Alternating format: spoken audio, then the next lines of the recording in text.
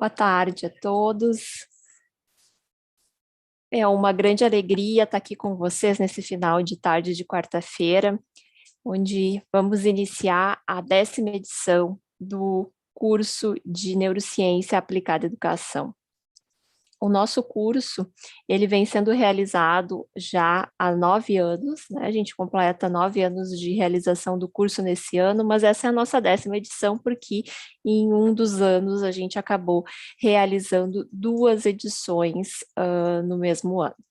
Então, esse é um ano especial por ser a 10ª edição, e a gente vai contar com professores especiais também que vão estar conosco ao longo desses dias de curso. Nós vamos ter, então, aulas todas as quartas-feiras e as nossas aulas estão sendo transmitidas ao vivo pelo YouTube. Então, a nossa dinâmica vai ser dessa forma, né? Quem está inscrito no curso está participando conosco aqui pelo Zoom, mas simultaneamente todos que tiverem interesse na temática podem acompanhar as nossas aulas pelo YouTube. Bom, a aula de hoje, ela tem por objetivo apresentar o programa Pop Neuro, como funciona e como é estruturado o Pop Neuro, e também apresentar esse curso e como a gente vai trabalhar ao longo desse curso. Eu sou a professora Pamela Carpes, sou professora da Universidade Federal do Pampa e sou coordenadora do programa Pop Neuro. Então, hoje, como eu comentei, nós vamos falar um pouquinho do Pop Neuro, né, qual é o histórico, como que esse programa iniciou na Unipampa, que ações que ele desenvolveu e que ações ele vem desenvolvendo, também como que a pandemia impactou as nossas ações, inclusive o nosso curso, que anteriormente era realizado presencialmente e desde o ano passado a gente vem realizando ele online, e o futuro do Pop Neuro. E, posteriormente, no segundo momento, eu vou apresentar para vocês o programa dessa edição do nosso curso de formação continuada de professores em Neurociência Aplicada à Educação. A gente vai falar dos objetivos desse curso, como que ele está organizado, retomar um pouco o programa, que vocês já conhecem, né, porque está disponível lá no nosso site, e a importância da temática que a gente vai trabalhar na aula de hoje. Bom, para a gente entender como surgiu o programa Pop Neuro, né? O programa Pop Neuro ele é vinculado ao grupo de pesquisa em fisiologia da Universidade Federal do Pampa. No GPFIS, como nós costumamos chamar, a gente realiza pesquisas relacionadas à aprendizagem e memória. A Universidade Federal do Pampa, eu vi que tem gente de bastante lugares diferentes do Brasil, mas a Universidade Federal do Pampa é uma universidade que está localizada no estado do Rio Grande do Sul, que a gente tem aqui o mapa, e nesse mapa estão destacadas em branco as cidades onde a gente tem um campi da Unipampa. Então, são 10 cidades localizadas próxima à fronteira oeste do Rio Grande do Sul, e nós estamos em Uruguaiana, no extremo oeste, e fazendo fronteira, então, com a Argentina e com o Uruguai. Aqui na Unipampa, o nosso grupo de pesquisa, para entender como funciona a neurobiologia da aprendizagem e memória, trabalha com modelos animais, estudando processos de aprendizagem, estruturas envolvidas nesses processos de aprendizagem, estratégias de neuroproteção, fisiopatologia de doenças neurodegenerativas e assim por diante. Esses conhecimentos servem de base para que a gente possa entender como que o cérebro funciona. No nosso caso, mais especificamente, nos interessa saber como que o cérebro aprende e como ele forma uma memória, né? Por que algumas memórias duram mais tempo, outras duram menos tempo, o que acontece em situações de patologia, nas quais a formação, a consolidação e persistência de uma memória estão prejudicadas. Então, considerando que a gente estuda a aprendizagem e memória, a gente sempre imaginou possibilidades de divulgar esse conhecimento para além da academia. Nós, obviamente, produzimos pesquisa científica e publicamos artigos científicos em periódicos. Geralmente, os nossos artigos são publicados em língua inglesa, mas, por outro lado, a gente sabe que os conhecimentos que a gente produz na linha de aprendizagem e memória, eles são importantes para a população como um todo, mas, em especial, a gente entende que eles são importantes para quem está envolvido com a área de educação. já que a gente estuda a aprendizagem e a consolidação de uma memória. Então, nesse sentido, que a gente começou a pensar possibilidades. E olhando na literatura, a gente tem vários autores, né, que discutem a importância de divulgar os conhecimentos acerca do cérebro. Um deles é o Stanislas Dehaene, que é um autor que estuda a neurobiologia da linguagem, mais especificamente, mas ele comenta, né, em um dos seus livros, que no século XXI, será que a gente pode aceitar que uma pessoa saiba mais sobre o funcionamento do seu carro ou do seu computador do que o seu próprio cérebro? Então, vários neurocientistas e tem defendido que é importante a gente entender minimamente como o cérebro funciona. Ao entender minimamente como o cérebro funciona, a gente consegue potencializar o uso do nosso cérebro, inclusive para aprender mais, para aprender melhor, para manter o nosso cérebro saudável.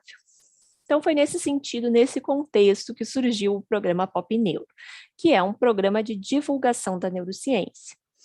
A gente é um programa de extensão universitária, né? Então a gente sai de dentro da universidade para falar de neurociência, a gente divulga a neurociência e, principalmente, a gente faz essa divulgação da neurociência junto a estudantes e professores de educação básica. Mas a gente faz ações também para a população em geral, fora do contexto escolar, embora sempre tenhamos um foco maior nesses atores, né? E a ideia é a gente falar de neurociência não só na linguagem que os neurocientistas usam, mas uma linguagem que seja apropriada para que as pessoas possam ter uma ideia do que a gente está falando com melhor condições, né? Então, a nossa equipe ela é formada por pesquisadores, cientistas da área de neurociência, né, e colaboradores também da área de educação. Eu sou a líder do programa Pop Neuro e conta também com técnicos administrativos em educação aqui da nossa universidade, alunos de diferentes níveis, né, alunos de graduação e de pós-graduação da Unipampa, das áreas de ciências da saúde e ciências biológicas. E a gente também tem hoje no nosso grupo alguns estudantes do ensino médio que são bolsistas pelo programa de iniciação científica no ensino médio do CNPq. E a gente tem também colaborações com outros docentes, como eu comentei, embora eu esteja mais à frente do Pop Neuro em diversos projetos, nós contamos com colaboração de outros professores, inclusive aqui no nosso curso, que a gente vai contar, então, com participação de professores da área de neuroeducação de diferentes instituições. Bom, mas antes do próprio Pop Neuro, a gente já começou a fazer divulgação da neurociência, né? Então, como eu comentei, o Pop Neuro é um programa de extensão. Um programa de extensão envolve um conjunto de ações e de projetos, várias ações e vários projetos. E ele teve origem a partir de ações mais pontuais que nós realizávamos antes de ter o programa já formalmente oficializado. Então, uma das ações que a gente começou a realizar antes da criação do programa Pop Neuro foram as ações que a gente chamou de Neuroblitz. As Neuroblitz começaram a ser realizadas em meados de 2012, então há cerca de 9 anos atrás, né? E elas envolviam visitas às escolas de educação básica aqui de Uruguaiana para falar de neurociência. A gente chamava de Neuroblitz, porque como acontece nas blitzes que a gente está mais acostumado, blitzes de trânsito, por exemplo, elas aconteciam de forma desavisada. Obviamente a escola e o professor sabia que a gente iria fazer essa visita, mas os estudantes eram pegos de surpresa, né, com um grupo de jovens universitários que visitavam então a turma para falar sobre o funcionamento do cérebro. Então foi assim que a gente deu o primeiro passo para começar a falar de neurociência na educação básica. A gente também adotou uma segunda ação na época, que foi um projeto que nós chamamos de A Neurociência Vai à Escola, que começou a ampliar um pouco mais as formas de divulgar a neurociência dentro da educação básica, e nós começamos a realizar sessões de cinema, né? Entre aspas, sessões de filme, onde a gente convidava os estudantes para assistir filmes relacionados à neurociência, algum tema específico de neurociência, e utilizava do enredo do filme para trazer aquela temática para discussão junto aos estudantes. Então, a gente selecionava um filme que fosse relacionado, né, adequado para a idade dos estudantes. Aqui a gente tem dois exemplos, né? A gente realizou essa sessão de filme com estudantes dos anos iniciais, né, do ensino fundamental, utilizando o filme Procurando Nemo, onde a gente tem um dos personagens que tem um problema de consolidação da memória, não consegue formar memórias de longa duração, tem um problema, então, nesse processo, a gente utilizou esse filme como um ponto de partida para falar sobre o processo de aprendizagem e consolidação da memória. Com estudantes do ensino médio, a gente já utilizou outro filme, né? Na época, a gente utilizou, entre os outros filmes, O Brilho Eterno de uma Mente Sem Lembranças, para falar também dessa mesma temática. Então, assim, a gente começou a realizar ações de divulgação da neurociência na escola. Também ampliamos as nossas ações, né, em uma parceria junto com o SESC, aqui de Uruguaiana, entre 2012 e 2013, onde nós realizamos uma mostra, né, conhecendo o sistema nervoso, nós chamamos essa mostra, que ficou uma semana aberta dentro do SESC, então ela envolvia um circuito de atividades que as turmas agendavam no SESC a participação, chegavam nesse local e a gente tinha, então, uma sequência de atividades pelas quais as turmas, junto com seus professores e professoras, participavam. Então, tinha uma pequena palestra introdutória e depois nós tínhamos módulos de atividades que incluíam atividades como uma amostra de peças do sistema nervoso, onde eles podiam ver a anatomia do sistema nervoso. Tínhamos uma atividade prática, que aqui tem algumas imagens, né, onde a gente fazia testes de função nervosa, como, por exemplo, aqui o teste do reflexo miotático, que esse estudante está realizando. Tínhamos uma amostra de equipamentos científicos utilizados em pesquisa na neurociência. Então, a gente tinha uma série de atividades pelas quais os alunos passavam. Uma das características das nossas atividades que a gente sempre procurou avaliar o impacto dessas atividades.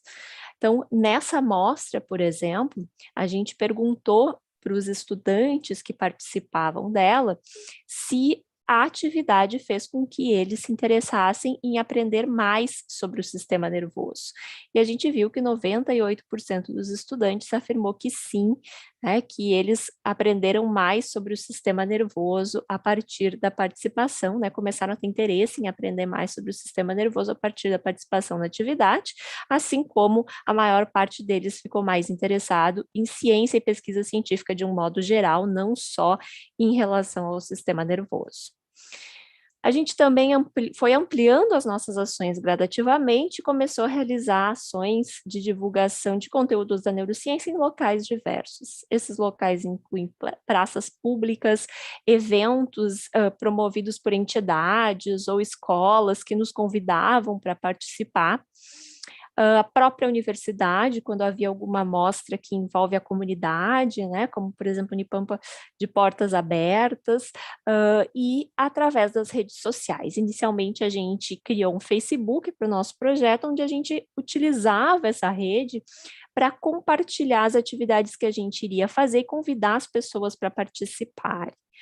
Então, aqui a gente tem algumas imagens de atividades realizadas em espaços públicos, e a partir desse conjunto de ações que foi crescendo gradativamente, entre 2013 e 2014, nasce, então, o programa Pop Neuro. Então, o primeiro logo do programa Pop Neuro é esse que a gente consegue ver aqui, né? E nós temos aqui a primeira equipe que formou, né, esse programa, muitos alunos de graduação, alguns alunos de pós-graduação e docentes envolvidos. E ao longo desses anos, obviamente, muitos estudantes de graduação e de pós-graduação participaram da equipe do Pop Neuro. Hoje a gente tem mais de 50 estudantes que atuaram nas nossas ações de divulgação científica. A equipe foi se modificando ao longo dos anos, tendo como ponto convergente entre todos que já participaram do Pop Neuro esse interesse por assuntos relacionados à neurociência. Então, como a gente comentou, né, a ideia do programa Pop Neuro é falar de neurociência de uma forma descomplicada, considerando que, de alguma forma, a neurociência está presente no nosso cotidiano. O nosso sistema nervoso coordena as nossas ações no nosso dia a dia. E conhecer isso é importante para todos e todas.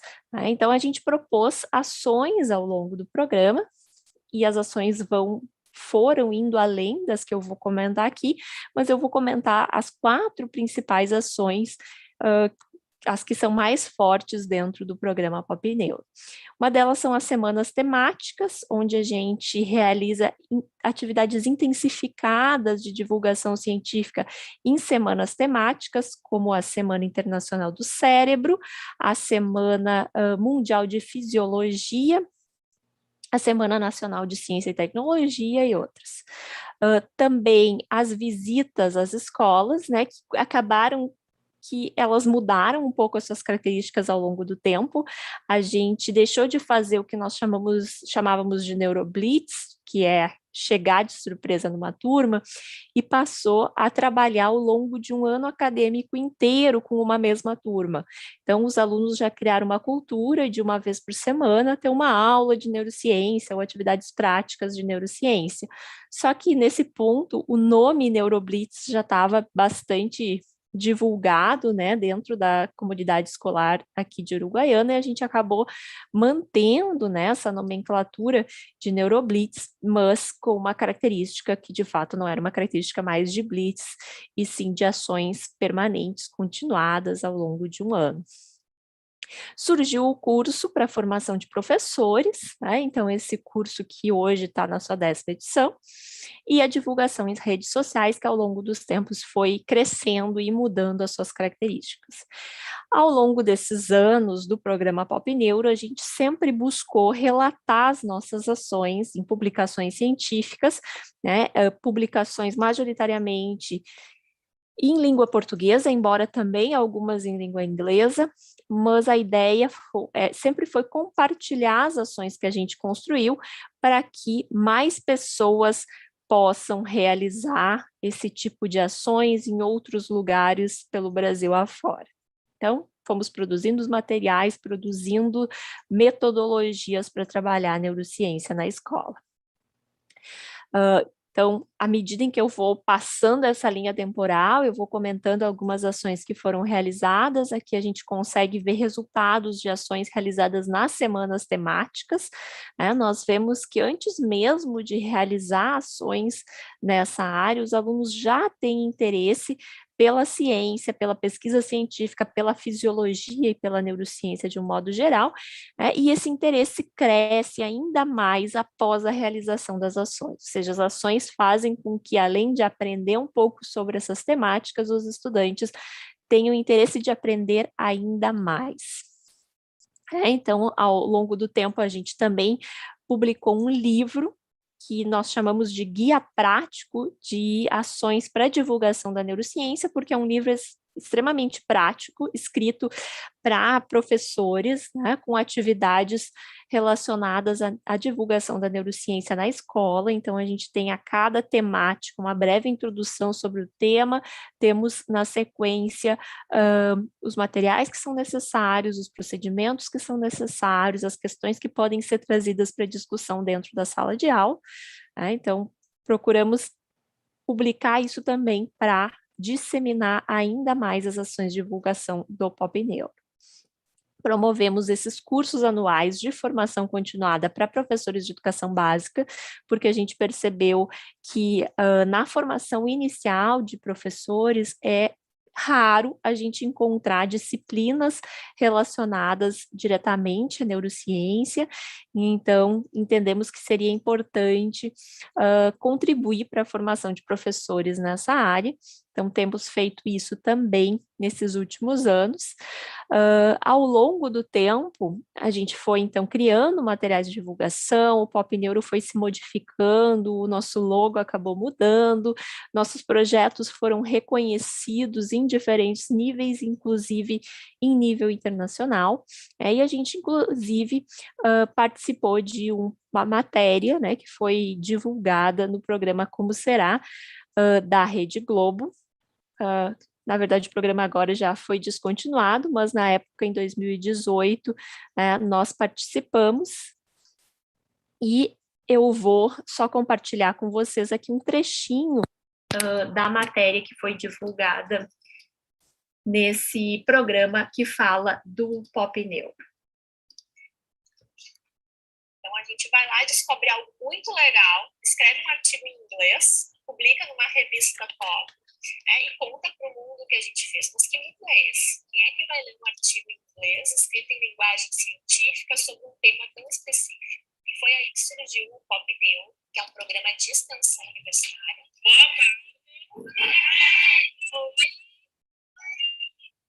Preparado para falar sobre o cérebro hoje? Então, hoje a gente vai conhecer o sistema nervoso e esse órgão tão deslumbrante que é o cérebro. As ações de extensão saem de dentro da universidade para ir para a comunidade.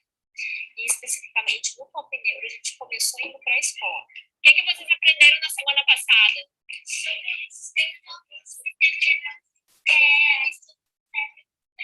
Isso! Então, a gente trabalha desde o início do Pop Neuro com escolas públicas de Uruguaiana. Hospital, temporal,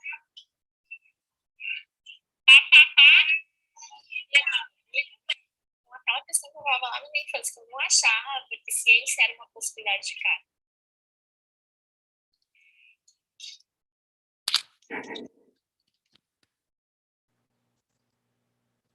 Pessoal, a ideia era só realmente passar um trechinho para vocês terem uma visão de como funcionava, né, e vai voltar a funcionar as nossas atividades presenciais, mas eu deixei aqui o QR Code para acesso à reportagem completa, e também, se vocês buscarem, né, programa Como Será, Pamela Carpes no Google, vocês conseguem encontrar muito facilmente, tá, no Globoplay, tá, no G1, essa matéria completa, tá? Então, alguns comentaram que ficou um pouquinho ruim o áudio, mas a matéria completa também está disponível na web, dá para acompanhar com facilidade posteriormente.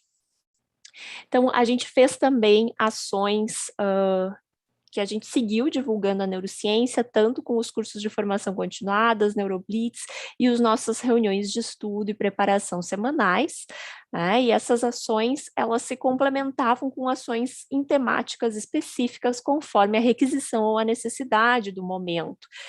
Eu trouxe aqui alguns exemplos, né? Teve um ano que uma das escolas que a gente atuava estava realizando um projeto de música, e então nos pediram para falar um pouco sobre o efeito da música sobre o cérebro. A gente fez uma sequência de atividades falando sobre isso, sobre esse tema em específico. Depois, eu acho que foi em 2015 que a gente teve aqui no Brasil, né, um surto do Zika vírus, uma grande disseminação desse vírus, e que ele acabou sendo relacionado com casos de microcefalia. Então, a gente também trabalhou essa temática, né, para ajudar a divulgar essas informações e a importância da prevenção e dos cuidados. Em 2020, a gente se viu diante de uma realidade um pouco diferente. A gente vinha realizando todas as nossas ações de divulgação científica de forma presencial, e como todos vocês vivenciaram, a gente precisou também se adaptar no ano de 2020. Então, as nossas ações que eram realizadas presencialmente passaram a ser realizadas única e exclusivamente pelas redes sociais. A gente intensificou essas ações no nosso Instagram, né, o Instagram do programa Pop Neuro, Continuamos com a nossa conta no Facebook, mas o Instagram a gente percebeu que estava tendo mais acesso, mais compartilhamento, maior interação com os usuários, então priorizamos a divulgação científica pelo Instagram com o compartilhamento também no Facebook. Essa experiência foi uma experiência que nos surpreendeu bastante, porque a gente viu que esse também era um caminho para realizar ações de divulgação científica. Então, a nossa equipe não parou diante da pandemia, a gente produziu, na verdade, muito conteúdo, aprendemos muitas coisas, né, e contribuímos para a divulgação de assuntos relacionados à neurociência dessa forma nesse ano. Eu vou comentar um pouco mais detalhadamente as 4 principais ações do programa Pop Neuro que eu comentei antes, né, que inclui as semanas temáticas, como uma das nossas primeiras ações, por onde a gente começou, eu poderia dizer.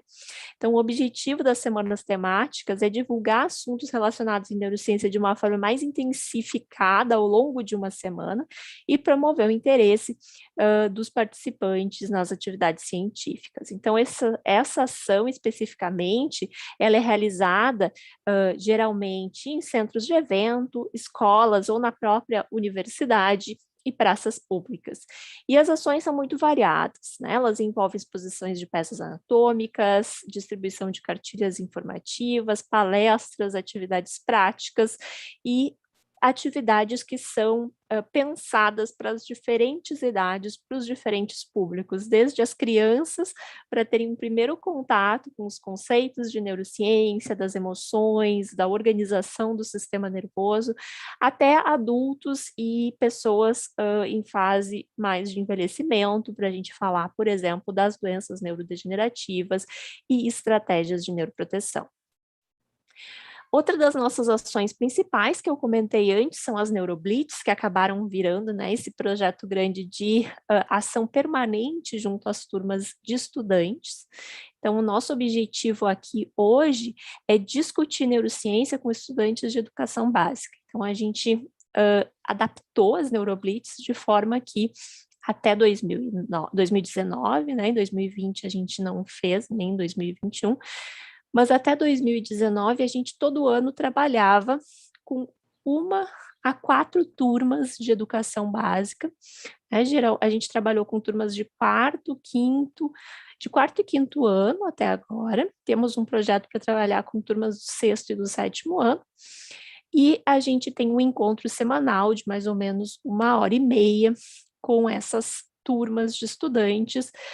Os temas que vão ser trabalhados são discutidos com a equipe pedagógica da escola, com os docentes que estão envolvidos com essa turma, e a nossa equipe vai até a escola, que vocês puderam ver um exemplo ali no trechinho da reportagem que eu passei, né, e realiza atividades, prioritariamente atividades práticas, para falar de neurociência. Alguns temas que a gente já trabalhou nesses anos com os estudantes de educação básica incluem introdução à ciência e à neurociência, a neuroanatomia, a neurofisiologia, saúde do cérebro, a plasticidade cerebral, importância do sono, atividades preventivas e protetoras do sistema nervoso e assim por diante. E, além de trabalhar com os estudantes, né, a gente também tem procurado trabalhar com os professores. Então, como eu comentei antes, o nosso curso de formação continuada é um dos nossos grandes carros-chefes do programa Pop Neuro. A gente vem continuamente, né, todos os anos desde que começamos, ofertando esse curso. O ano passado foi um desafio mudar toda a estruturação do curso presencial para o curso online, mas conseguimos manter a oferta, então anualmente o curso é ofertado de forma gratuita. A nossa equipe ou professores convidados ministram aulas, né? A gente se prepara em conjunto e ministram aulas que contemplam tanto momentos de compartilhamento de conteúdos teóricos quanto atividades práticas. Então, algumas das temáticas que a gente trabalha nesse curso, elas são relacionadas ao que a gente trabalha também com os estudantes de educação básica, mas, obviamente, a profundidade e a forma com que a gente trabalha são diferentes, né? Com os professores é outra forma de trabalhar e é outro objetivo. Então, a gente fala de neurociência e a sua relação com a educação, neuroanatomia, neurofisiologia, neurobiologia da aprendizagem e da memória. Nos últimos anos, a gente tem tentado se aproximar ainda mais da educação, falando também de inovação pedagógica e neurociência, né, com alguns professores colaboradores do nosso grupo que trabalham dentro dessa temática. É claro que essas temáticas elas vão sendo repensadas a cada ano, né, de forma que a gente tenta sempre se atualizar a partir do que vem sendo descoberto dentro dessa área e publicado dentro dessa área. Esse ano a gente vai ter uma edição bastante especial, né, com professores bastante reconhecidos na área. Então, nessa aproximação da neurociência com a educação, para vocês terem um exemplo, né, a gente publicou um artigo já faz alguns anos, né, foi em 2015, tentando trazer um exemplo de como a neurociência e a educação se aproximam, tá? Então, nesse artigo, a gente relaciona as bases neurobiológicas da aprendizagem presentes no contexto da investigação temática proposta por Freire. Então, esse artigo, se vocês digitarem o título dele no Google, vocês também conseguem acessar com facilidade. E a gente mostra o quanto que a neurociência vem contribuir e somar com a educação e, de forma alguma, negar os estudos e as teorias que a educação já propõe. A gente consegue perceber muito de neurociência na forma como diversos educadores propõem que a educação deva funcionar. Né? Então, o próprio Paulo Freire, por exemplo, ele fala que ensinar não é transferir conhecimento, mas criar possibilidades para a sua produção e para a sua construção. Isso tem tudo a ver com neurociência, a gente vai ver ao longo das nossas aulas que o momento em que a gente de fato aprende, que a gente consolida uma memória, a gente tem mudanças estruturais, a gente constrói e reconstrói as nossas redes neurais lá no nosso cérebro, e é isso que possibilita que a gente grave uma informação, que a gente lembre dessa informação depois. E o Freire ainda diz que quem ensina aprende ao ensinar, e quem aprende ensina ao aprender. E isso também é muito verdade, né? Nós somos todos influenciados pelas experiências que a gente tem. A gente não só influencia e muda o cérebro dos nossos estudantes, como também os nossos estudantes nos influenciam e modificam as conexões neurais no nosso cérebro. Nessa área de neurociência e educação, a gente tem tido um avanço bastante significativo nos últimos anos. Né? Um exemplo é o programa Science of Learning, né, que foi proposto pela Unesco, pelo Escritório de Educação da Unesco, que vem discutindo nos últimos anos a neurociência da aprendizagem. Então, o que a neurociência da aprendizagem propõe, ou a ciência da aprendizagem propõe, é que é de fato importante que a gente aproxime mais a neurociência e a educação, já que elas têm bastante coisa em comum, né? Entre essas coisas em comum, o interesse pelos processos de aprendizagem. Então, o nosso curso de formação continuada de professores, ele cresceu muito. Toda vez que a gente lança uma edição do curso, e isso aconteceu desde a primeira edição, a gente observa uma grande quantidade de professores e professoras interessados em participar do nosso curso. Na verdade, vai até além de professores e professoras, a gente acaba tendo procura de outros profissionais da área da saúde, da educação e até de outras áreas, né, que têm interesse nesse tema. E a gente, percebendo essa grande demanda, começou a fazer as ofertas periódicas. Mas, além disso, quando a gente já realizou as primeiras edições, a gente percebeu que o curso, de certa forma, plantava uma sementinha nos estudantes, nos professores cursantes, na verdade, que queriam mais, queriam saber mais sobre neurociência, aprender mais sobre neurociência, se aprofundar nessa temática. E assim, a partir desse nosso curso, nasceu uma proposta de um curso de especialização, que é o curso de especialização em Neurociência Aplicada à Educação, da nossa universidade, Unipampa. A gente já teve 2 edições desse curso de especialização, uma que iniciou em 2016 e a turma finalizou em 2018. Em 2018, a gente lançou outra turma que finalizou em 2020. Né? Não tivemos ainda oferta de novas turmas, até em função da pandemia, né? Esse é um curso presencial, mas é um curso que formou muitos professores de educação básica que passam no momento, que são especialistas em neurociência aplicada à educação, a nos ajudar também a divulgar essa temática dentro da educação. E dentre essas principais ações, nós temos também a divulgação da neurociência através das redes sociais, que, como eu comentei antes, se intensificou nesse momento de pandemia. A gente tem, então, uma página no Instagram e uma página no Facebook, né? Se vocês procurarem pelo programa Pop Neuro, é facilmente encontrável. E com a pandemia, as nossas publicações, as nossas produções de conteúdo aumentaram bastante, porque a gente passou a se dedicar exclusivamente a isso, né? E a gente tem compartilhado diariamente conteúdo de neurociência aplicada ao cotidiano nas nossas redes sociais. Então, nas redes sociais, a gente fala também de neuroeducação.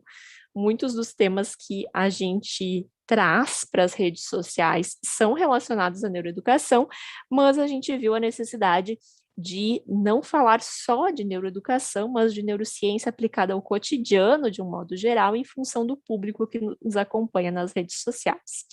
Então, alguns dos temas que a gente tem divulgado nas redes sociais incluem os neuromitos, neuroeducação, obviamente, neurociência no cotidiano. A gente traz dicas de leitura relacionadas à temática de neurociência. Falamos sobre a organização do sistema nervoso, sobre as doenças neurodegenerativas e neuropsiquiátricas e sobre a saúde do sistema nervoso. A gente fez ao longo de 2020 lives temáticas que estão todas salvas no IGTV do nosso Instagram. Então, temos séries de posts dentro de uma determinada temática, né? Que eu trouxe alguns exemplos, como a nossa série de posts relacionados a neuromitos, né? Que são aquelas informações equivocadas sobre neurociência que são disseminadas, as pessoas acabam acreditando, então a gente desvenda aí alguns neuromitos, e a gente também tem outras séries de posts, aqui tem um outro exemplo, que são os posts sobre neuroeducação. No último ano também, a gente acabou, para facilitar esse diálogo com os nossos seguidores nas redes sociais, criando um mascote, que é o Cerebrildo. Quem nos segue nas redes sociais já conhece ele e um pouco das histórias que ele acaba vivenciando. Dentro dessas ações de divulgação nas redes, a gente também criou um informativo mensal, porque a gente percebeu que os posts que a gente faz no Instagram e no Facebook, eles acabam sendo limitados em questão de quantidade de informação que a gente vai colocar, né, o número de cards que a gente vai utilizar na postagem, o tamanho do texto que a gente utiliza, que é o objetivo de fato, a ideia ali não é ser algo muito grande, mas a gente sentiu necessidade de, em alguns temas em específico, aprofundar um pouco mais, mas sem perder essa ideia, né, de usar uma linguagem de fácil compreensão e com bastante imagem, bastante esquema. Então, a gente acabou optando por criar também um informativo mensal, que é o Neuroinfo.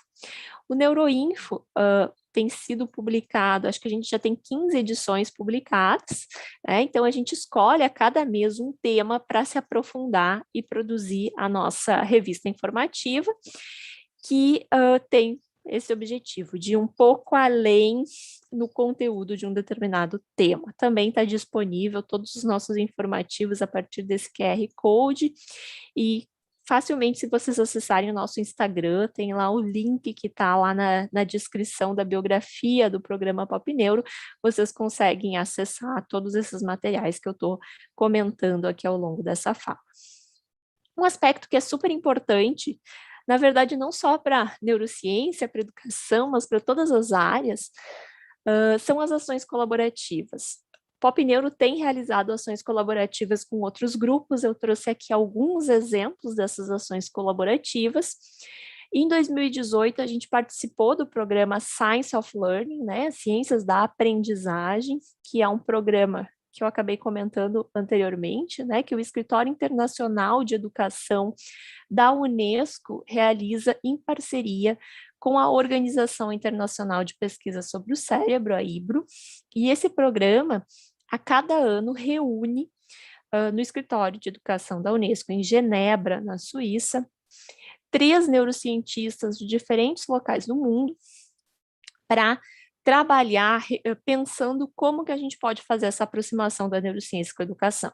Esses neurocientistas trabalham por 3 meses lá no escritório de educação da Unesco, produzindo materiais, textos, né, que são escritos baseados na neurociência, mas pensando que quem vai ler esse texto não é um neurocientista, é um gestor de educação, é um ministro de educação de algum dos países que é vinculado com a ONU.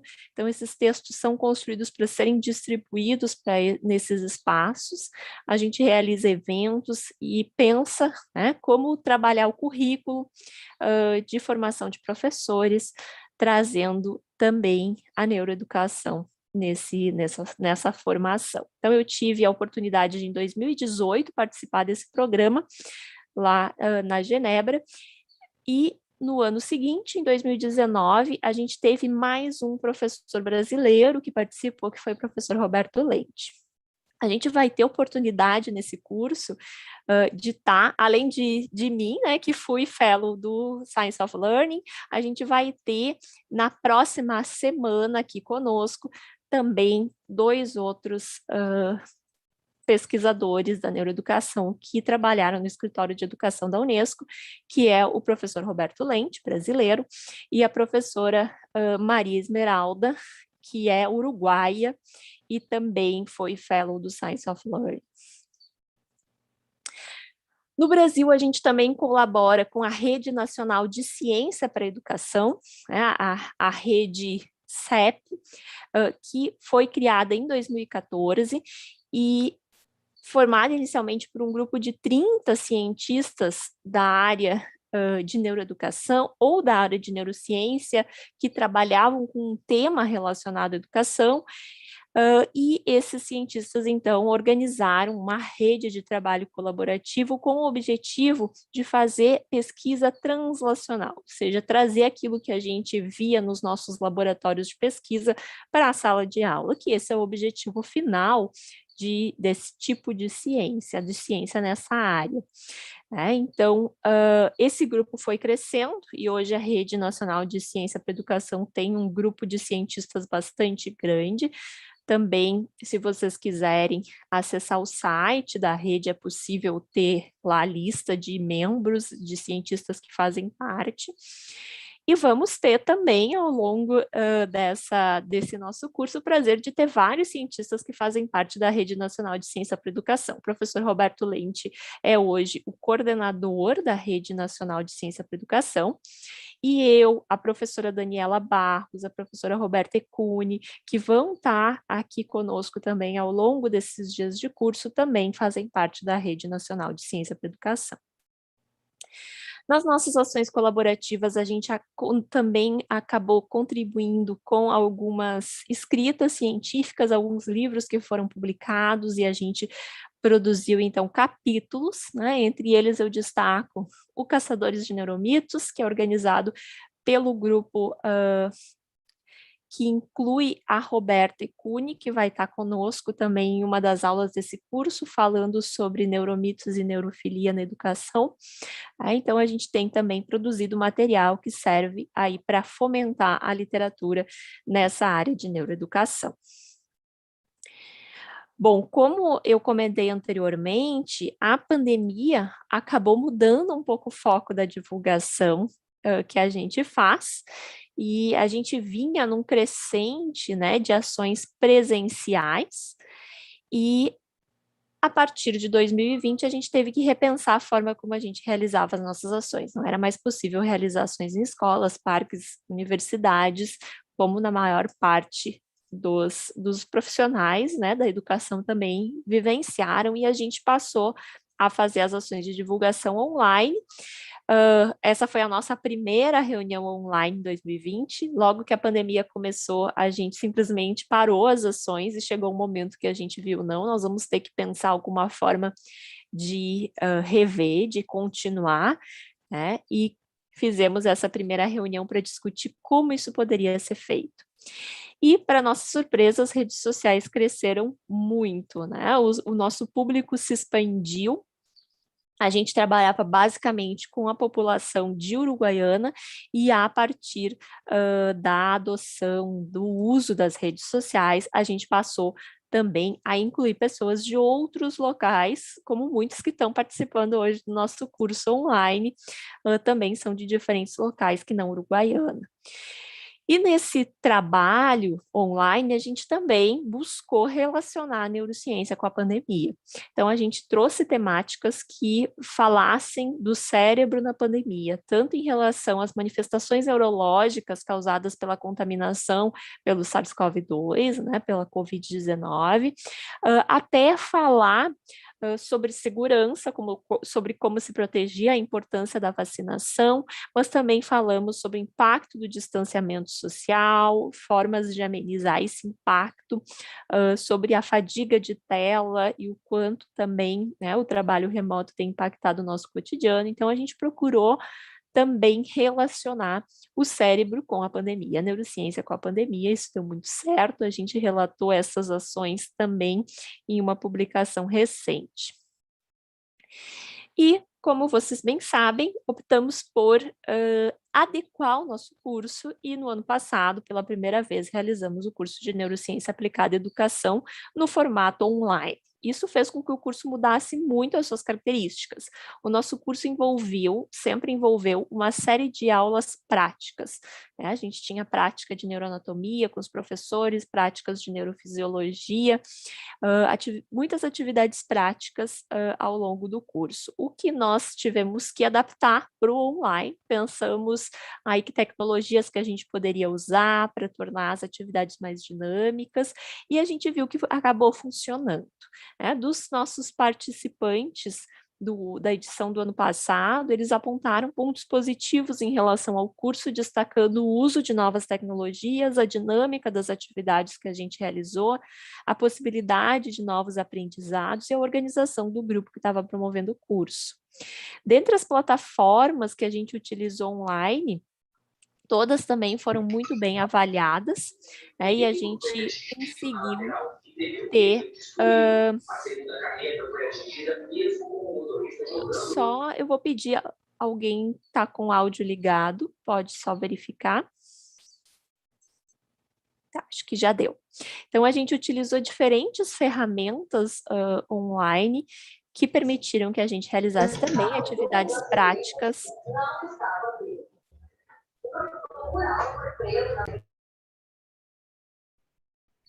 Tá dando um probleminha que alguém tá com o áudio ligado.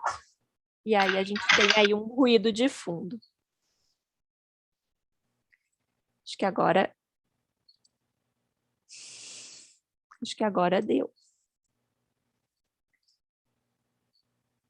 Ao longo desses anos todos do programa Pop Neuro, né, a gente recebeu alguns prêmios, né, o que sempre nos motivou a querer realizar cada vez mais ações e melhorar a qualidade dos nossos trabalhos. Então, a gente recebeu prêmios locais dentro da nossa universidade, entre os 10 campos da nossa universidade, no nosso salão integrado de ensino, pesquisa e extensão, mas também recebemos prêmios nacionais, como o Prêmio da Sociedade Brasileira de Fisiologia, e prêmios internacionais, como o da American Physiological Society, pelas ações e pesquisas que a gente realiza dentro do Pop Neuro. Durante todos esses anos, é bom destacar, né, que esse trabalho ele foi possível porque a gente recebeu financiamento de diferentes órgãos, né? Nós recebemos logo no início do Pop Neuro, e isso se mantém até hoje, um apoio da Pró-Reitoria de Extensão da Unipampa, que nos financia principalmente bolsas para que os estudantes possam se dedicar às atividades do projeto nos horários extraclasse. Logo no início do programa Pop Neuro, nós recebemos um financiamento importante do MEC, do Ministério de Educação, um programa chamado Proeste MEC, que acabou sendo descontinuado a partir de 2017, né? E acabou que ninguém mais recebeu financiamento, esse programa não teve novas edições. Também tivemos, entre 2013 e 2017, um financiamento importante da CAPES, que tem também programas de formação de professores, e a gente recebeu o financiamento do programa Novos Talentos, que também acabou, a finalizar dessa edição, acabou não tendo novas edições, acabou descontinuado. Recebemos entre 2015 e 2016 um apoio do British Council, né, que é o Conselho Britânico, e esse apoio foi bem importante porque permitiu que a gente viajasse, né, até o Reino Unido e conhecesse ações de divulgação científica que são realizadas lá, trouxesse essa experiência para aplicar dentro do nosso projeto. Como eu comentei, em 2018 a gente recebeu esse apoio do Programa Science of Learning, da IBRO com a Unesco, e em alguns anos temos recebido apoio da Sociedade Brasileira de Fisiologia para a realização de algumas atividades temáticas, como a Semana do Cérebro, e algumas edições do curso de formação continuada de professores.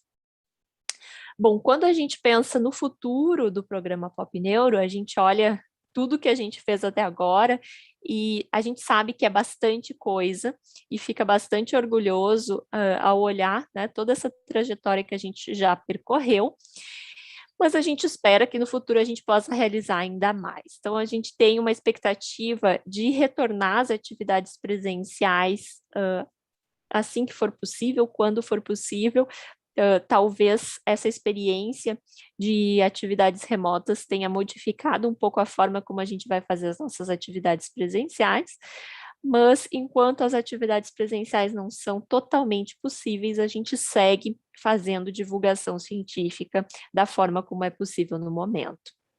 Nós vamos, depois desse período de pandemia, em breve, participar da primeira ação presencial no próximo mês, né, que é uma feira de ciências, e aos poucos a gente vai retomando algumas atividades.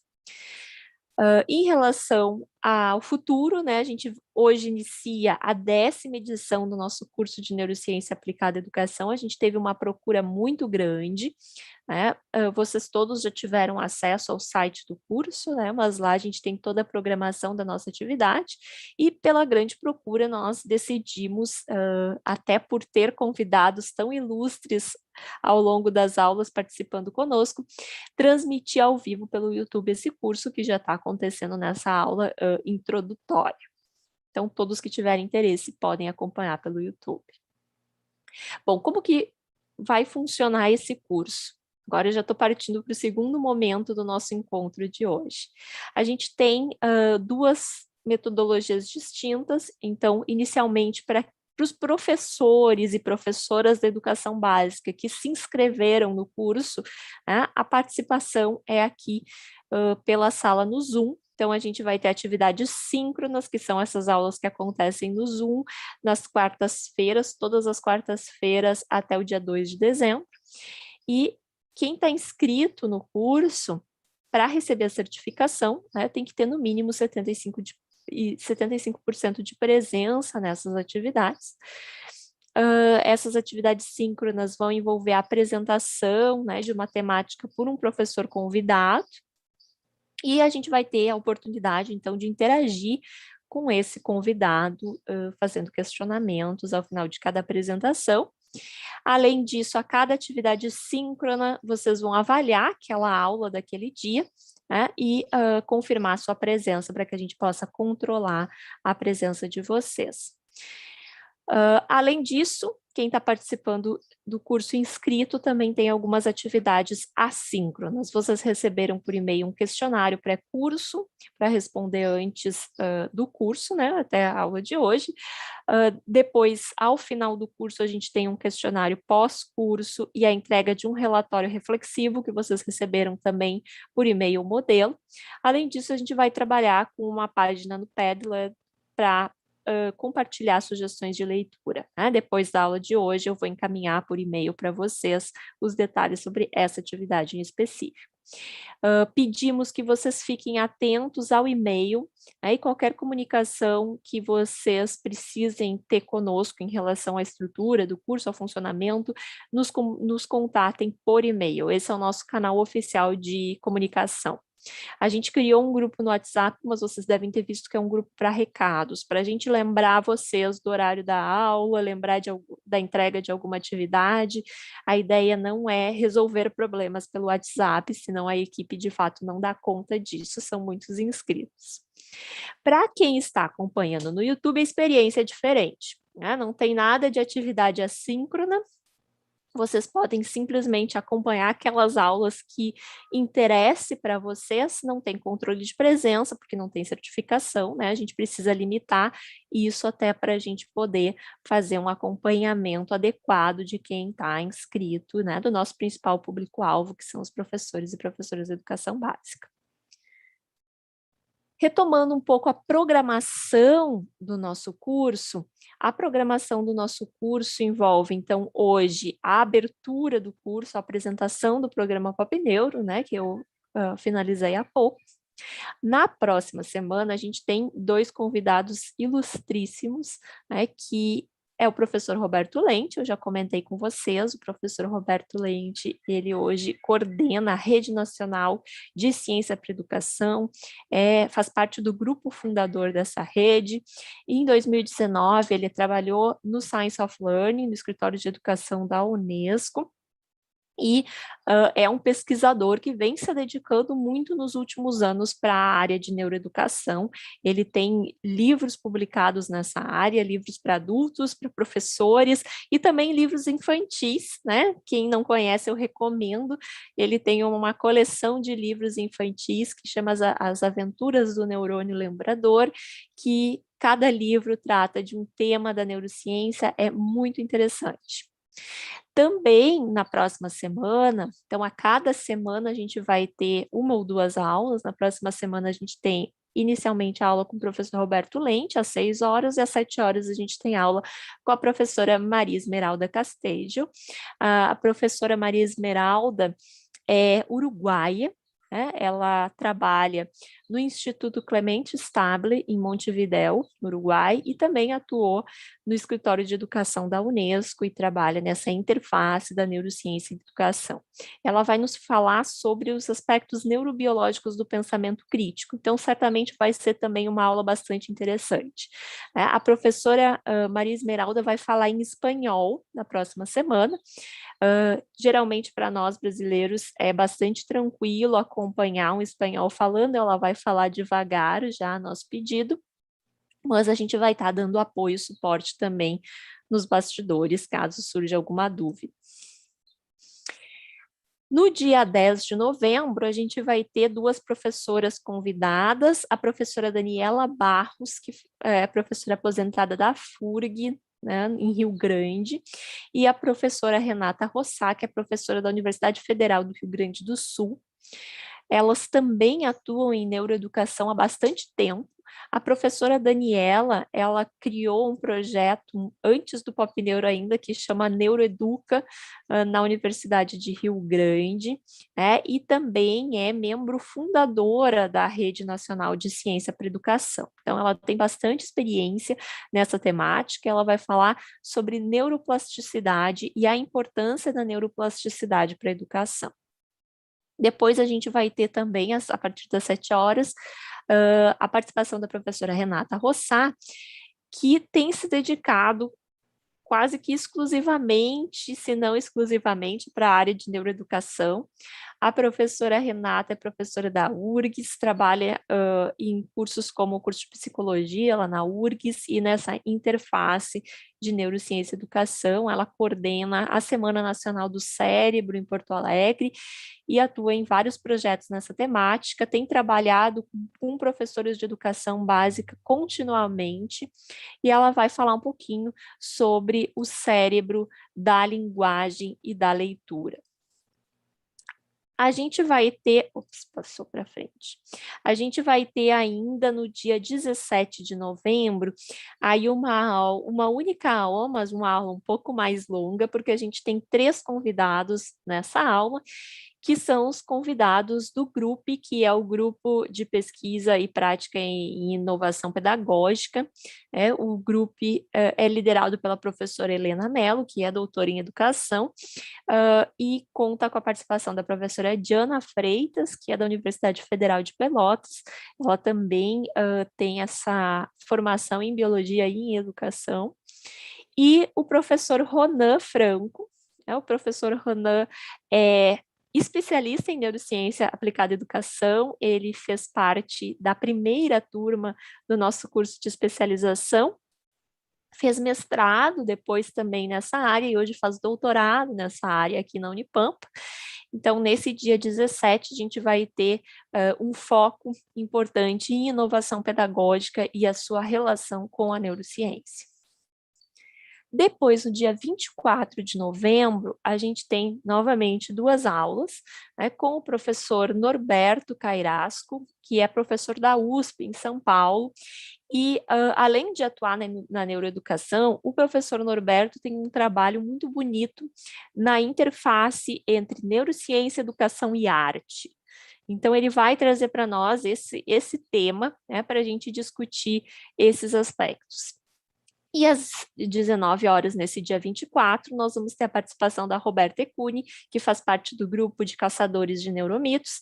Ela vai falar de neuromitos e neurofilia na educação. Então, a Roberta também faz parte da Rede Nacional de Ciência para a Educação, é fundadora dos Caçadores de Neuromitos, então vai, sem dúvida nenhuma, ser uma aula interessante. Ela tem pesquisado dentro dessa temática também. E para fechar a nossa 10ª edição, no dia 1º de dezembro, a gente vai ter, então, um fechamento bastante especial.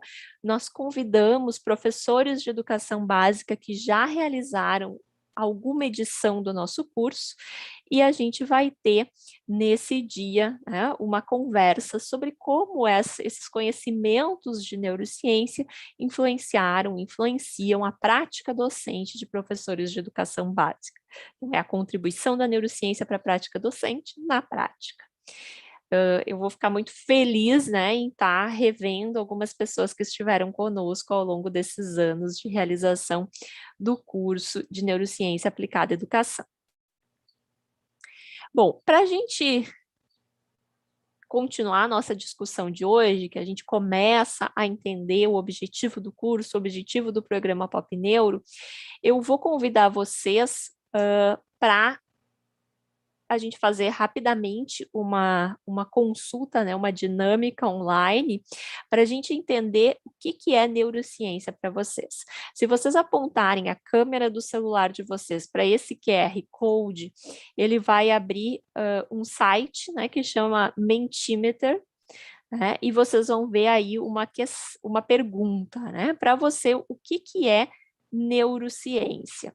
A ideia é que vocês respondam o que é neurociência para vocês com uma única palavra. Na verdade, dá para colocar 2 perguntas, 2 palavras. Então, quando vocês escutam o termo neurociência, o que vem à mente de vocês? Eu vou interromper aqui a apresentação para compartilhar com vocês uma outra tela, onde a gente vai ir vendo os resultados do que vocês pensam que é neurociência.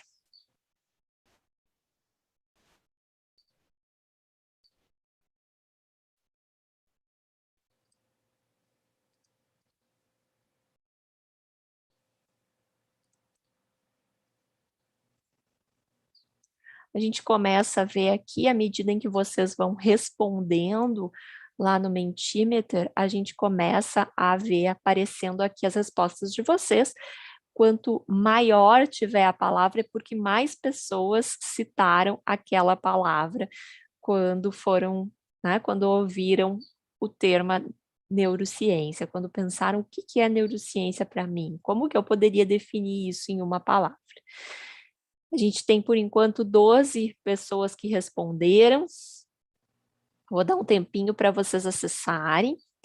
Quem não conseguiu acessar pelo QR Code, se vocês digitarem www.mente.com, vocês vão abrir esse site do Mentimeter e ele vai pedir um código. O código é esse aqui, 9612-2341.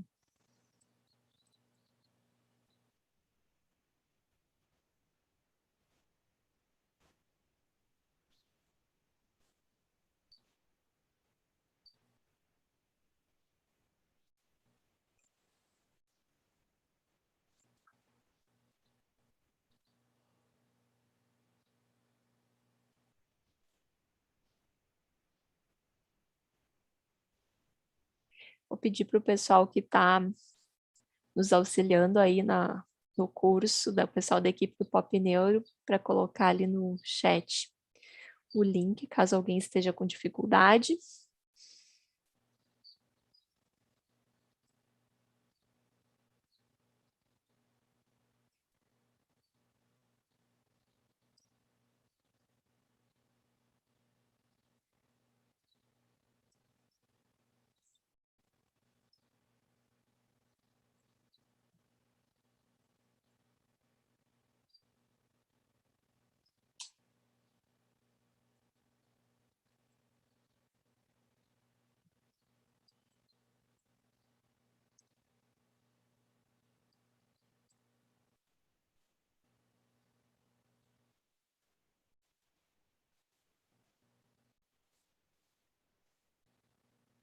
A gente começa a ver, né, aqui na nossa nuvem de palavras, uma série de palavras que se relacionam.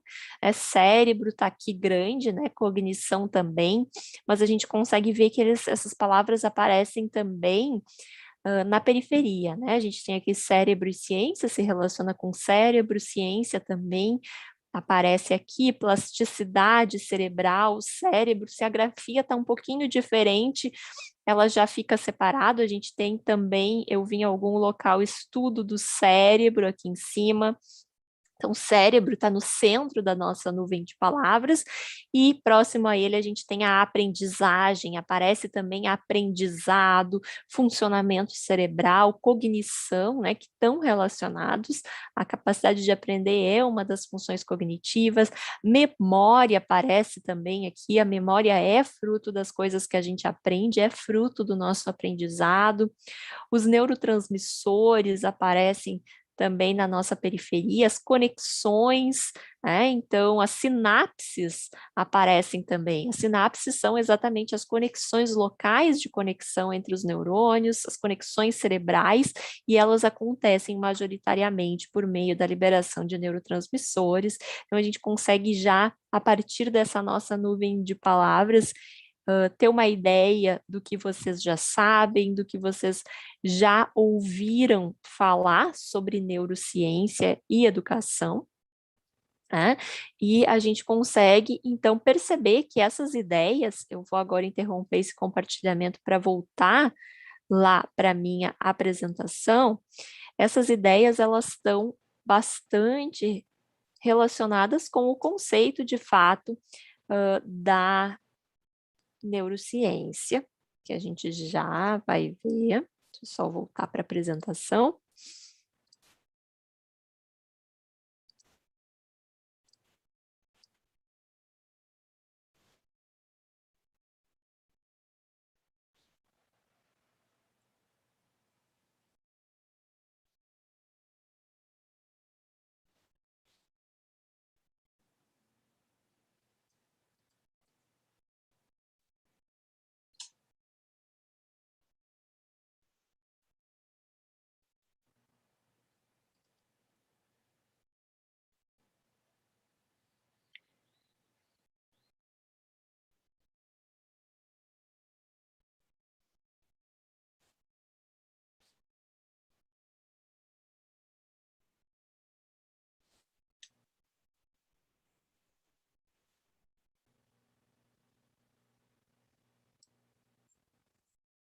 Então, quando a gente vai olhar o conceito clássico de neurociência, né, a neurociência é a ciência que estuda o sistema nervoso, a organização cerebral, a anatomia, a fisiologia do cérebro, né? Mas além do cérebro, o sistema nervoso como um todo.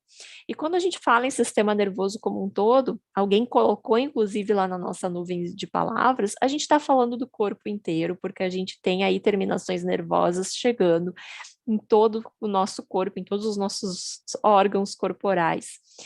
Mas, além de estudar o sistema nervoso e o cérebro, que faz parte do sistema nervoso, a gente também tem dentro desse conceito da neurociência o estudo da relação da neurociência com outras áreas do conhecimento. E aí entra também a neuroeducação. Então, a neurociência poderia ser definida como uma reunião dos saberes e conhecimentos que se relacionam com o sistema nervoso. Um aspecto que é interessante a gente considerar é que a neurociência, nos últimos anos, ela tem estado na moda. Né? A neurociência tem estado na moda. O que isso quer dizer? A gente tem visto um interesse muito grande pela neurociência. Alguns anos atrás, né, a gente teve a década do cérebro, que teve um crescimento muito grande nas pesquisas e divulgação relacionada à neurociência, ao estudo do cérebro. Isso fez com que as pessoas em geral passassem a ter muito interesse pela neurociência e pelo cérebro, mais especificamente. Isso pode sim ser muito bom, né, porque gera aí um campo importante para a divulgação do conhecimento, mas também as pessoas passam a ver isso como uma oportunidade, e nesse contexto de muito interesse pela neurociência, surgiram muitas neurocoisas. A gente começa a ver o termo neurociência, ou o termo neuro, ser utilizado em diversos espaços, e muitos deles sem um fundamento científico que de fato justifique. Então, a gente passa a ter termos como neurocoach, neurodrinks disponíveis, neurofitness. Então, surgem aí alguns espaços que começam a se utilizar da fama da neurociência para chamar atenção, para vender produto, para vender serviço, e a gente precisa ter cuidado com isso, porque nem todos esses produtos e esses serviços são de fato fundamentados na neurociência. É importante a gente estar sempre alerta em relação a isso. E nesse sentido, é importante a gente se perguntar, né? Será que o que a gente sabe sobre o cérebro é verdade? Será que tudo que a gente sabe sobre o cérebro é verdade? E aí eu vou convidar vocês para mais uma dinâmica que a gente vai fazer aqui na nossa aula. Se vocês apontarem a câmera do celular de vocês para esse QR Code que está aparecendo na tela, vai abrir para vocês um quiz, onde vocês vão encontrar 10 afirmações relacionadas ao funcionamento do cérebro e vão ter que identificar se aquela informação é verdadeira ou não. Eu não vou ver os resultados de vocês, mas quando vocês iniciarem o quiz, a cada pergunta vocês vão indicar se vocês acham que é verdadeiro ou falso, e vocês vão receber ali o feedback imediato. Se aquela pergunta tá, se vocês responderem certo, vai ficar verdinho, se vocês responderem errado, vai ficar vermelho. Então, o pessoal botou também ali no nosso chat o link para vocês acessarem esse quiz. Eu vou dar uns minutinhos para vocês responderem, e depois que vocês responderem, se vocês quiserem comentar também aí no nosso chat quantas das 10 afirmações vocês acertaram, se são verdadeira ou falsa, por favor, fiquem à vontade.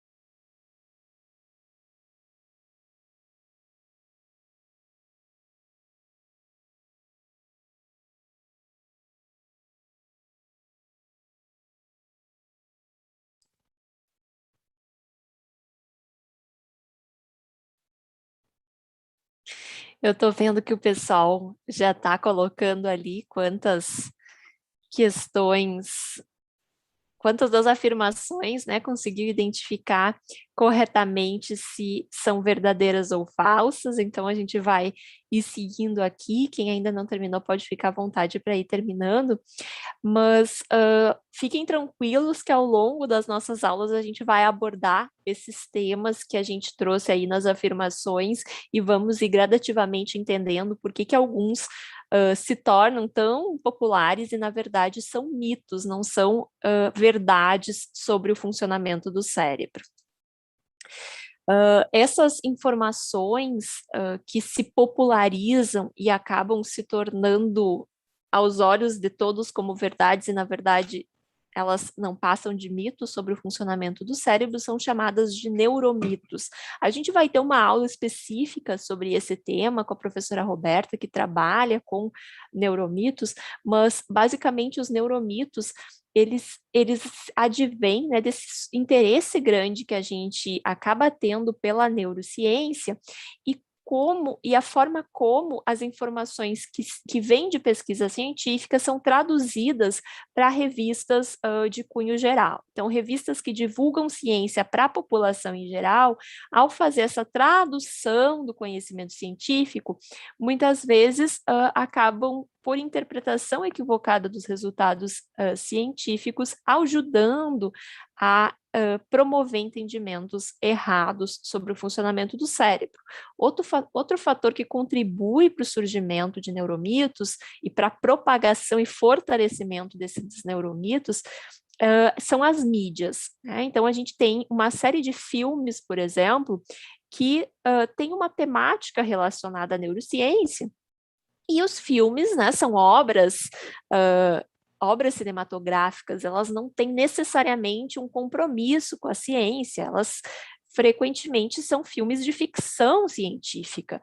Então, alguns filmes de ficção científica abordam temas de neurociência sem esse compromisso com a ciência, o que é natural, mas eles acabam, por mais que se diga que é uma ficção científica, reforçando os neuromitos. Um exemplo clássico disso é o filme recente, né, alguns anos atrás, acho que foi 2018, foi lançado o filme Lucy, que conta a história de uma personagem que ela começa a desenvolver o seu cérebro, né, com a ajuda de um cientista, e começa, a partir do desenvolvimento do cérebro, a usar mais espaço do seu cérebro, porque numa situação normal, o filme diz que a gente usa cerca de 10% do nosso cérebro, então se a gente treinar, se a gente fizer alguma intervenção, como é o caso do filme, a gente pode usar mais o cérebro e, portanto, pode fazer coisas que hoje a gente não consegue. Isso é mito, né? A gente não usa só 10% do nosso cérebro, a gente usa o nosso cérebro como um todo numa situação normal,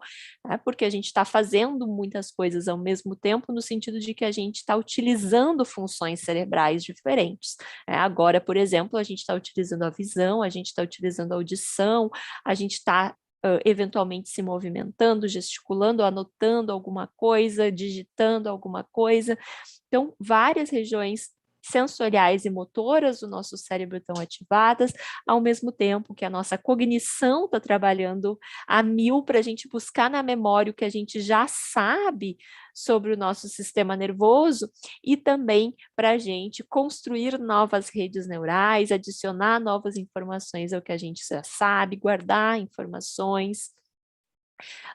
Então, esse é um exemplo de um neuromito, mas também tem outros neuromitos muito propagados que grupos como o grupo Caçadores de Neuromitos, que a Roberta faz parte, tentam desvendar, e nós também realizamos ações no sentido de desvendar alguns neuromitos. Então, tem a ideia de que os hemisférios cerebrais têm funções diferentes, que o hemisfério direito seria o hemisfério artístico, o hemisfério esquerdo mais analógico, né? E a gente sabe que não é bem assim que funciona. O nosso cérebro, apesar de ser dividido em dois hemisférios e ter uma distribuição, né, uma lateralização de funções, né, o hemicorpo direito controlar o hemicorpo esquerdo, né, e o hemisfério esquerdo controlar o nosso hemicorpo direito. Apesar de ter essa lateralização de algumas funções, né, a gente precisa que os dois hemisférios cerebrais se comuniquem para dar sentido ao que a gente está vivenciando, ao contexto que a gente está. Tem também o neuromito de que quanto mais estimulação precoce, melhor para as crianças, e isso acaba sendo muitas vezes exagerados. A gente tem dentro da neurociência falado em estimulação adequada à idade, não em estimulação precoce, porque o sistema nervoso não está pronto para alguns tipos de estimulação tão cedo, né? Então é importante estimular as crianças pequenas, é importante, mas dentro das características, né, que são esperadas para aquela idade, senão o contrário pode inclusive ser prejudicial.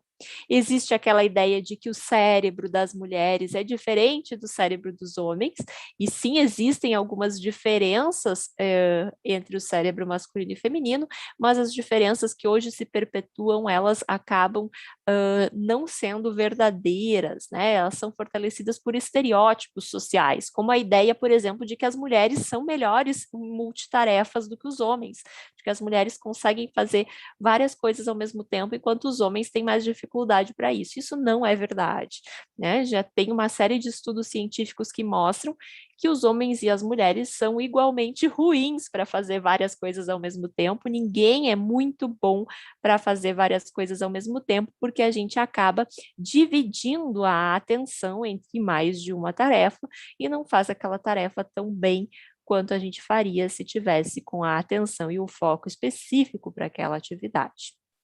Tem o neuromito também de que não existe nascimento de novos neurônios no cérebro adulto, né? Isso, na verdade, vem da própria neurociência, que até algumas décadas atrás achava que, de fato, não haveria possibilidade de novos neurônios nascerem no cérebro adulto, mas hoje a gente já sabe que tem algumas regiões do nosso cérebro que podem sim desenvolver neurogênese, né, o nascimento de novos neurônios. Entre essas regiões, a gente tem uma região do lobo temporal, essa região lateral do nosso cérebro, que é chamada de hipocampo, que é uma região extremamente importante para a aprendizagem e memória, e o hipocampo, ele está, assim, sujeito ao nascimento de novos neurônios, além de, obviamente, diversos processos de neuroplasticidade, mudanças nas redes neurais à medida em que a gente vai aprender.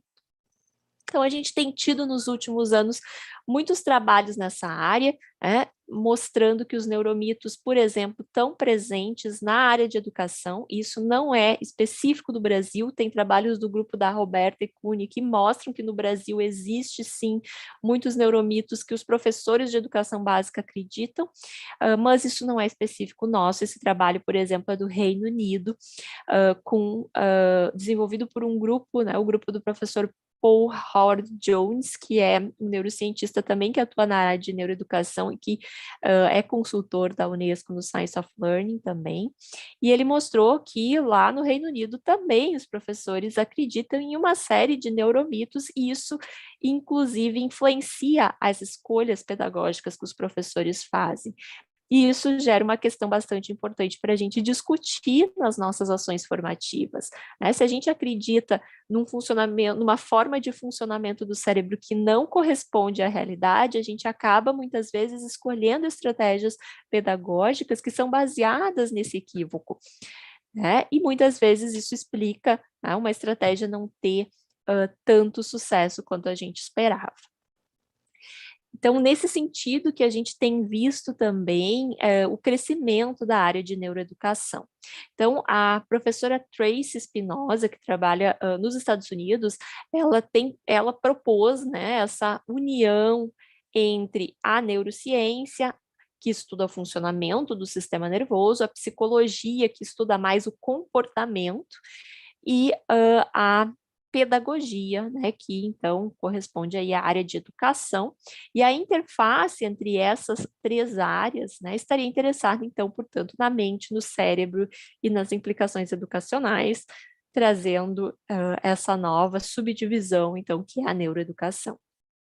Para nós, brasileiros, um livro que eu sempre recomendo para quem está interessado numa iniciação na área de neuroeducação é o livro do Ramon Cosenza e da Leonor Guerra, né, que eram professores na UFMG, acho que já estão aposentados, mas eles também desenvolviam um projeto, né, chamado Neuroeduca lá na UFMG, e eles lançaram há alguns anos esse livro que fez bastante sucesso. Ele é escrito para professores, então eles trazem aí em alguns capítulos um pouco de neurociência de uma forma muito tranquila de acompanhar. Então, para quem quer fazer uma iniciação nessa temática, a gente costuma recomendar esse livro para os professores de educação básica. A neuroeducação, ela tem como foco principal entender como que o nosso cérebro aprende, né? E que fatores que modulam, que influenciam esse aprendizado. Por quê? Né?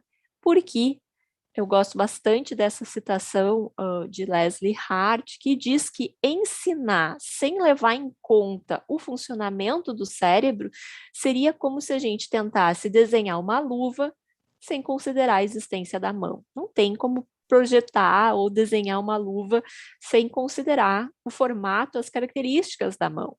Da mesma forma que a gente não pode pensar em promover a aprendizagem sem saber como o cérebro aprende.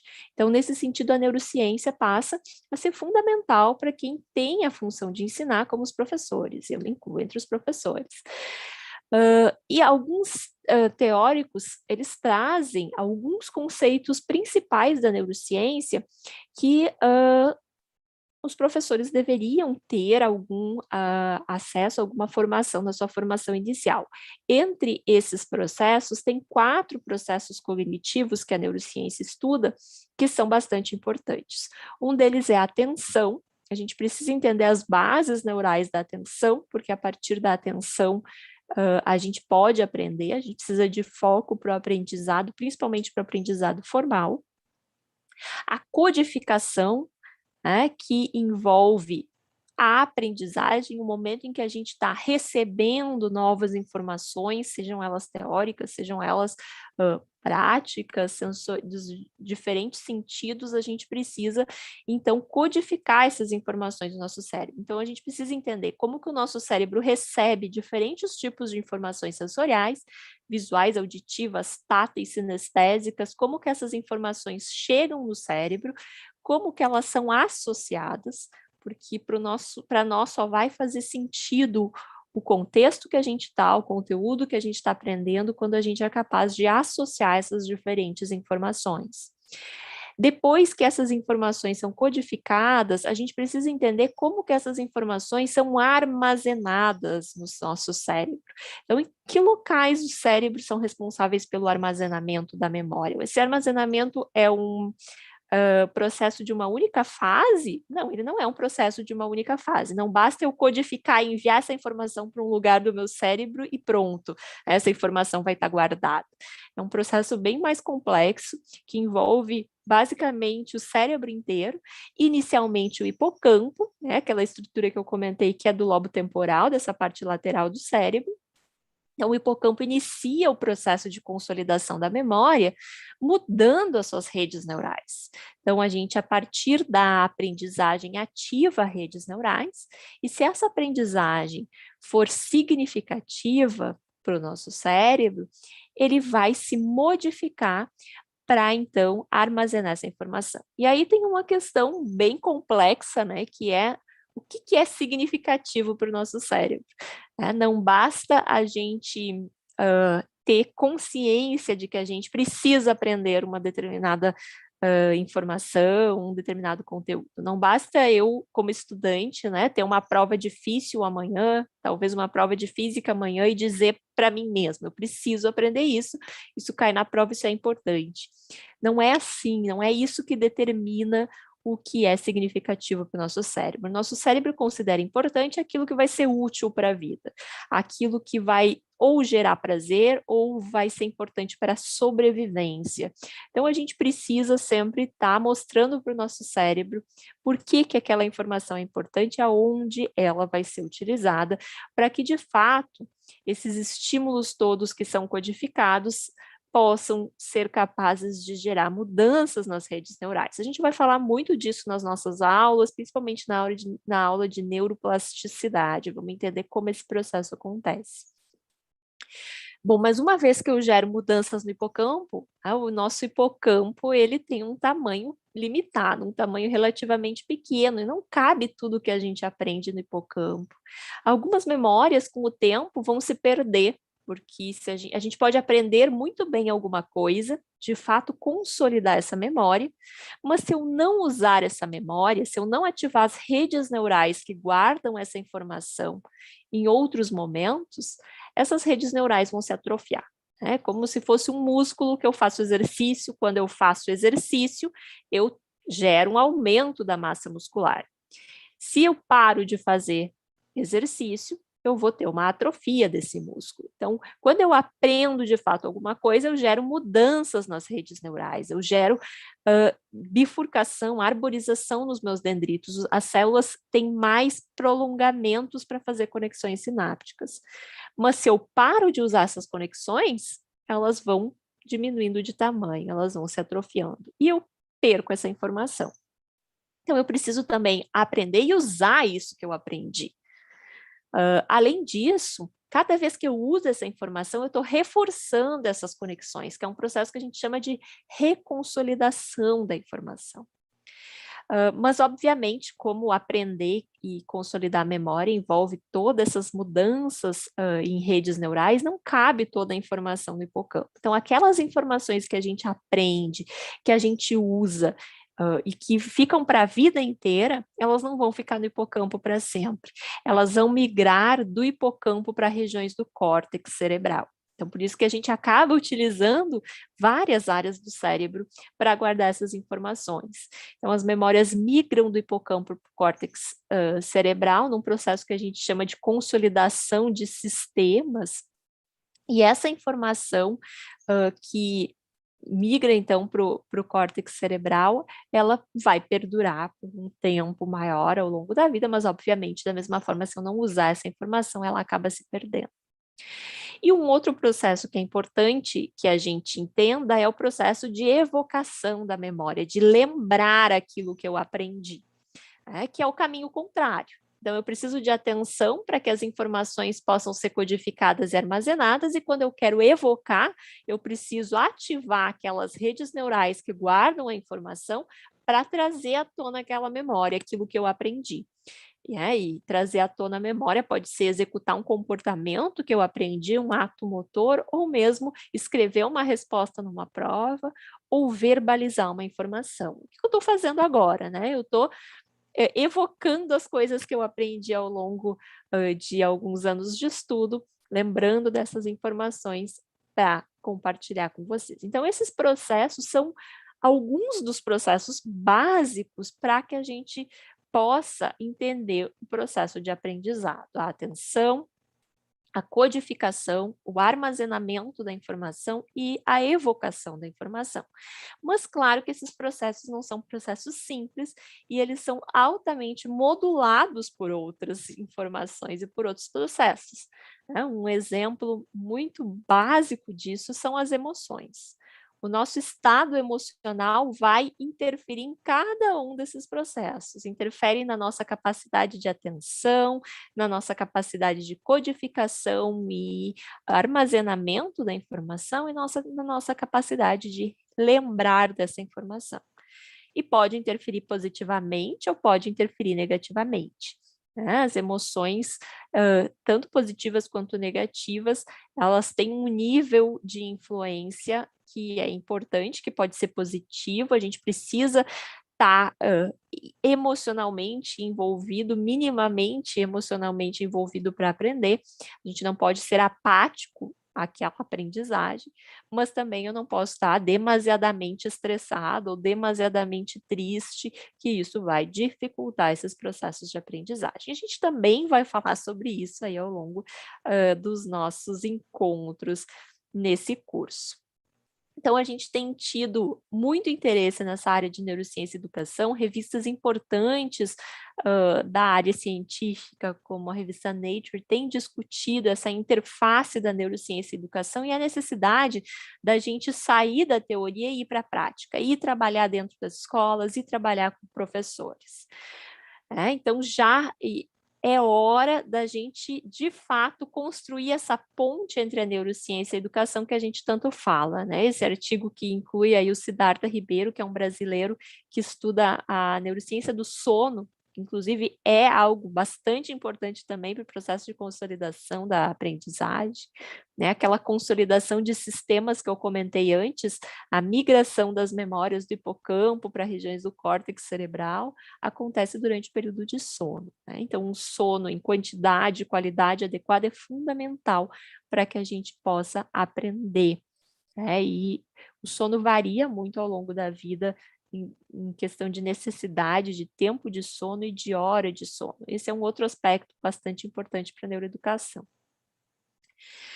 Então, já indo para a finalização dessa nossa aula de hoje, eu trago essa outra citação de Freire. Eu já tinha trazido uma citação de Freire previamente, mas eu acho que tem muito base neurocientífica, mesmo que não fosse o objetivo, tem muita base neurocientífica nas falas do Freire. Ele diz que ninguém nasce feito, é experimentando-nos no mundo que nós nos fazemos. E, de fato, a neurociência diz que a gente aprende a partir das experiências, dos estímulos que a gente recebe. Todas as informações que a gente vai recebendo a partir dos diferentes sentidos, elas influenciam o nosso cérebro, elas modificam de alguma forma o nosso cérebro. E essas modificações nas redes neurais é que permitem que a gente aprenda, que a gente se reconstrua. Eu só sou a Pamela porque eu aprendi, guardei essa informação ao longo da vida. A minha mãe me disse que o meu nome era Pamela e eu fui convivendo com as pessoas me chamando de Pamela e fui construindo a minha identidade a partir das experiências que eu tive no mundo. E é isso que me faz ser quem eu sou. O professor Ivan Izquierdo também dizia que nós somos o que a gente lembra, a gente é o que a gente é capaz de lembrar, a gente identifica os nossos familiares, os nossos amigos, porque a gente formou memórias com eles e deles, e a gente também é aquilo que a gente esquece, porque isso vai nos moldando ao longo da vida. Então, eu agradeço a presença e a participação de todos nessa nossa primeira aula. Aqui nesse último slide eu trago os nomes de todos os alunos e docentes que fazem parte da nossa equipe, e agradeço a eles também que permitem que a gente consiga executar essas ações, apesar de frequentemente eu ser a pessoa que aparece, para falar do Pop Neuro. Eu não faço nada sozinho. Quem garante que a gente consiga executar essas ações são esses estudantes todos que fazem parte do programa Pop Neuro. A gente tem aqui o nosso contato, mas o contato do curso a gente já tinha repassado para vocês, as nossas redes sociais, o nosso Facebook, e então, finalizando a nossa atividade de hoje, eu relembro para vocês que nós vamos nos encontrar novamente semana que vem, às 18 horas, com a aula, então, do professor Roberto Lente, e às 19 horas com a aula da professora Maria Esmeralda. Então, agradeço mais uma vez a participação de todos e todas.